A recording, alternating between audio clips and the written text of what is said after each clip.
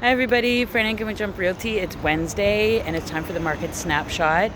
It was a holiday weekend, so I hope you guys all had a great Thanksgiving with your family. I did. I had family come down from Toronto I haven't seen in 7 years, so it was really lovely. So it's been a little bit of a slow week, not necessarily anything popping out, and so I wanted to take a minute to talk about timing the market. So timing the market. Everybody thinks they're going to time the market. They're going to know when to get in, when to get out. And it's not that you can't. It's just kind of challenging because we can't predict the future.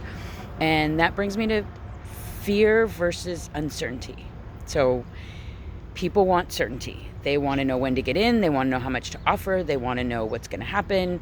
And like life, it's impossible to predict. If it did, I would be getting lotto numbers right now. So when you're trying to time the market and you're uncertain, you have to do, we've talked about this, what's most comfortable for your risk level of assessment, where you feel comfortable getting in, what you feel comfortable spending. But to remember this, at some point, you've got to get in the market because you're not timing the market if you're not in it, right? You want to be owning and then timing when to sell or move to another property, invest in something else. But if you're sitting on the sidelines constantly just seeing houses, you're not timing the market. You're sitting on the sidelines.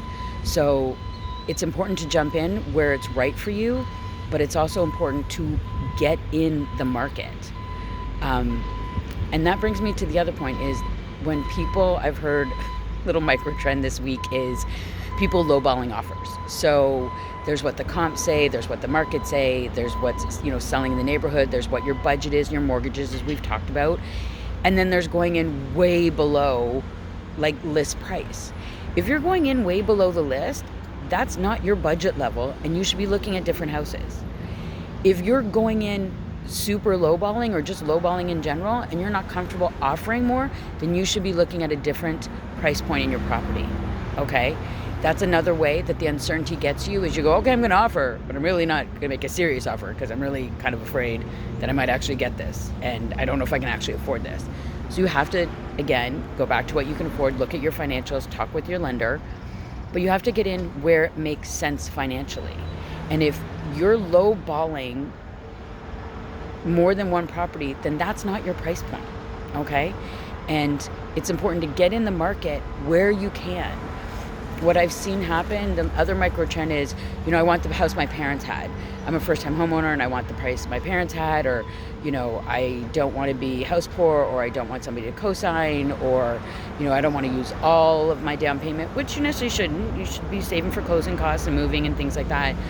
But there's a natural amount of uncertainty that comes with, your first time buying a house, but you got to get in the market. That's the only way to make the money.